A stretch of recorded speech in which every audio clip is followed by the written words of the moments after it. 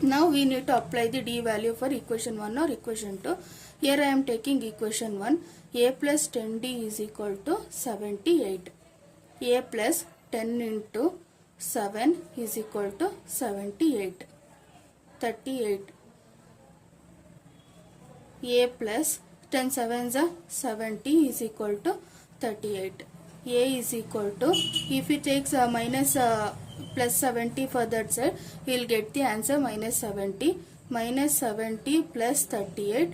If we subtract these two, we will get the answer minus 32. Here A value is minus 32.